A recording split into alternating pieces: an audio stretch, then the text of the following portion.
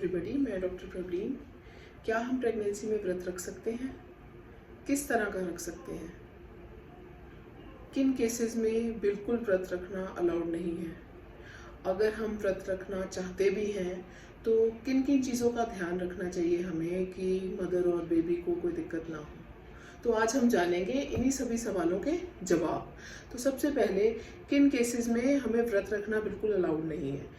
जिन cases में mother को diabetes है, हाइपरटेंशन है, या खून की कमी है, या बच्चा कमज़ोर है, या मल्टीपल जेस्टेशंस हैं, जैसे कि ट्विंस हैं, ट्रिपलेट्स हैं, वैसे केसेस में व्रत रखना बिल्कुल अलाउड नहीं है। और अगर फास्टिंग रखते हैं, व्रत रखते हैं हम, तो क्या क्या दिक्कतें आ सकती हैं? मदर को डिहाइड्रेशन हो सकती है, जो कि बिल्कुल निर्जला व्रत रखते हैं उनमें डिहाइड्रेशन की दिक्कत आ सकती है, कमज़ोरी हो सकती है, हेडेक हो सकता है, पानी ना पीने के कारण यूटीआई हो सकता है, चक्कर आ सकते हैं, इलेक्ट्रोलाइट इम्बैलेंस हो सकता है। तो ये सब चीज़ें हैं। बीपी फॉल हो सकता है, जो डायबिटिक हैं उनका शुगर लेवल सडन फॉल हो सकता है।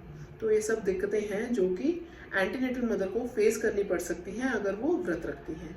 अगर हम सोचें कि हमें क्या क्या मॉडिफिकेशन करें कि हम व्रत भी रख लें, हमारी इच्छा भी पूरी हो जाए व्रत रखने की और दिक्कत भी कोई ना है, तो कई चीज़ें हैं। बेसिकली ये है कि आपको बिल्कुल खाली पेट वाला निर्जला व्रत नहीं रखना। अगर आप व्रत रख भी रहे हो तो आपको उसमें मॉडिफिकेशन करनी है, जैसे कि आप फ्रूट्स ले सकते हो इन बिटवीन, लिक्विड्स ले सकते हो, थोड़ा थोड़ा थोड़ी थोड़ी देर में, स्मॉल फ्रीक्वेंट लेना है, आपने फ्रीक्वेंसी बढ़ानी है थोड़ी थोड़ी देर में, और थोड़ी थोड़ी क्वांटिटी। एकदम से बहुत ज़्यादा ग्लास नहीं लेना है जूस का या कोकोनट वाटर का, आधा आधा ग्लास लो। फिर आपने और क्या करना है? आपने ऑयली स्पाइसी फूड अवॉइड करना है।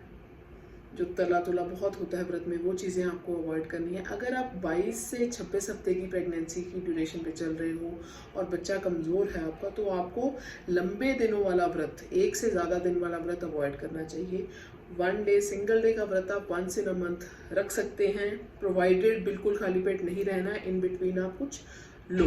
देन और हम क्या कर सकते हैं? और ये होता है कि जैसे ओवर एक्सर्शन होती है, वो आपको अवॉइड करना है। अगर व्रत की आपने कोई भी शॉपिंग करनी है, तैयारी करनी है, प्री प्लान करना है, तो आप वो सब चीज़ें पहले, प्रायर टू इट, आप सब कुछ रेडी।